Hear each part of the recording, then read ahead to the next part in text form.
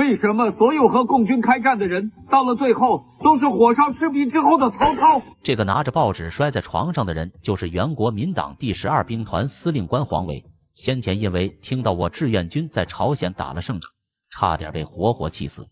在抢救过来后，就被送到了医院进行调养。在住院的过程中，又查出了4、5种疾病，这一治疗就是几个月。但在治疗的这段时间里，他也不忘时刻关注朝鲜战场的局势，每天拿着报纸看着志愿军步步推进，美军节节败退，让黄维是彻夜难眠。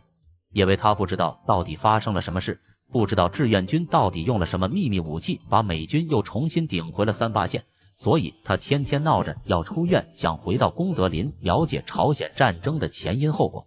这不，所长王英光为了安抚黄维的情绪，派王耀武、杜聿明、宋希濂3人作为代表来医院看望他。皇兄啊，多日不见，你红光满面呐！哎，我长胖了吗？胖啊！共产党这一次啊，为我这身体啊花了不少钱，我是受之有愧啊！还没等几人闲聊几句，黄维就迫不及待地拿起床头上的报纸，询问朝鲜战场到底是怎么回事，美军怎么又退回到3-8线之外了呢？但杜聿明几人就是卖关子，笑而不语。哎呀，气死我了！快跟我说说，你们消息比我多。宋希濂见黄维急得团团转，笑着表示，我们之前在功德林里的分析推演全都是错的，而且是错的非常离谱。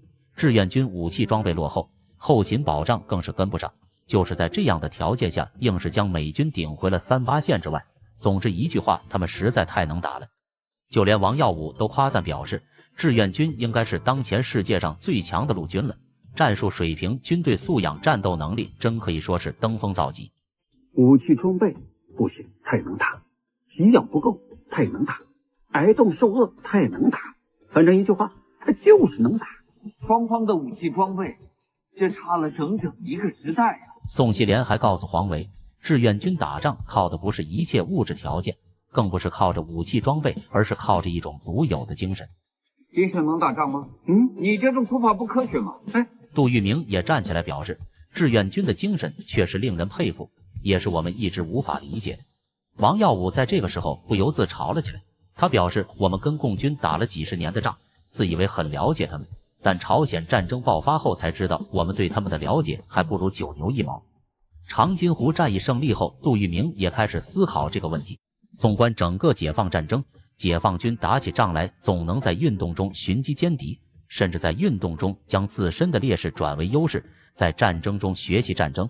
而国军将领的思维永远都停留在传统的军事教科书里，岂能不败呢？宋希濂这个时候也说出了自己的看法，在国军的报告里永远都是节节胜利，奋勇向前，一旦打输了就怪天气不好，从来不会反思自己部队身上的原因。就说这徐蚌会战期间吧，天气寒冷，风雪交加，给我们造成的结果就是严重的影响了我们的行军调度，影响了我们粮食弹药的补给，影响了构筑工事的这个速度和质量，诸如此类，还有太多。在国军把这个刮风下雨啊当成这个作战天敌的时候，共军却把这个天气条件转变成了这个作战有利因素。王耀武还拿枣庄战役举了例子，当时解放军就是利用雨雪天气，巧妙地堵塞了河流，把整编26师和一个快速纵队困在了冰水之中。黄维听完众人的分析，只能为国军的无能而感到狂怒。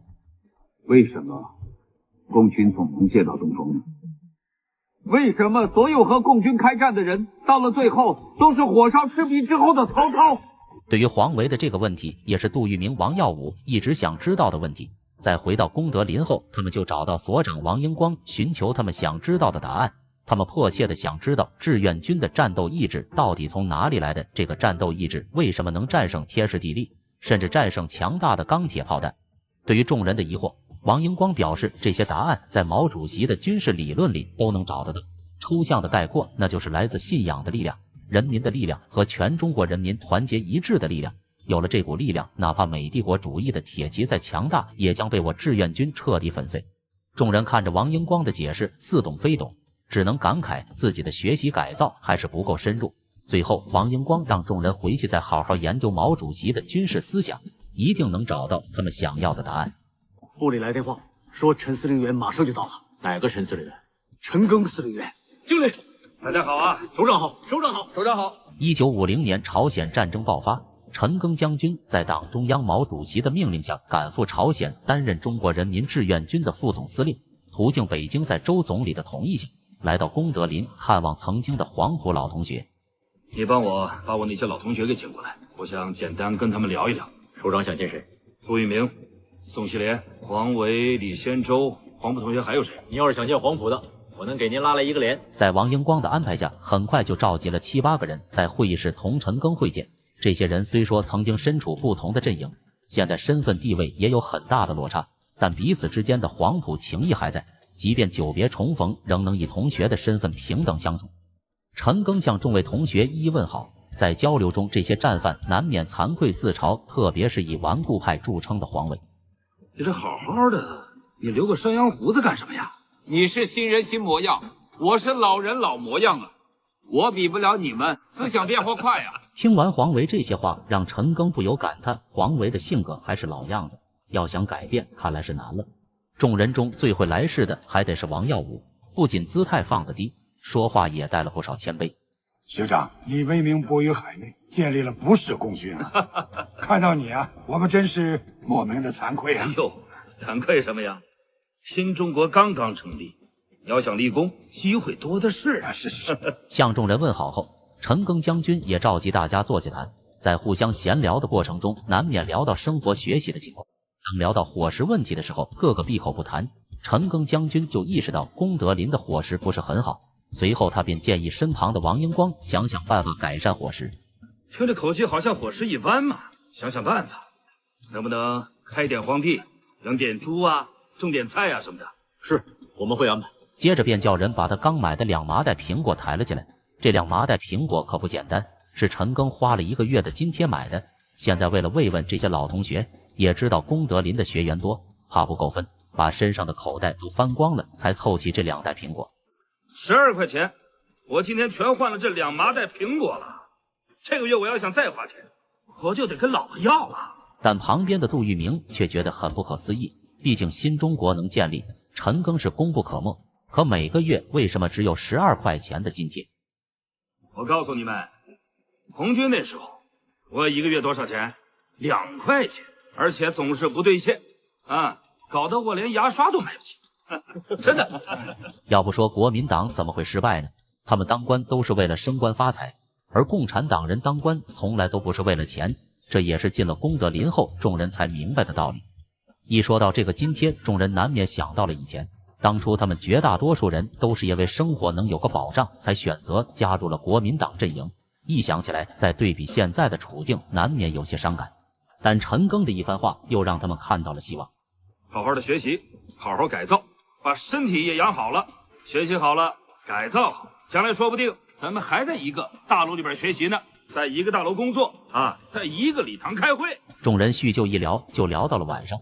黄维一看该聊的都已经聊完了，便把话题引到了朝鲜战场。经历了长津湖战役的胜利后，他真的迫切想知道我志愿军下一步的作战意图。而陈赓又是解放军的高级首长，从他嘴里说出来的话往往能代表中央的最高意志。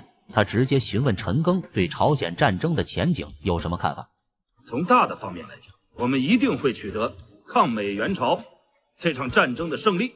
我们的最高战略目标是什么呢？保家卫国，保卫和平。实现了这个目标，那我们就算胜利了。陈赓还表示，虽然我们的武器装备不如敌人，战争也进行得非常艰苦，但我们志愿军可以以己之长克敌之短，不管是长期战争还是短期战争，都将奉陪到底，直到最终取得战略上的胜利。陈赓一通演讲把众人说得热血沸腾。会来事的王耀武这个时候也看准时机跳了出来。学长啊，你带我们上朝鲜打仗吧，我愿意在学长的麾下做一名长枪士兵啊。好，我一定要把你的心愿报告给党中央。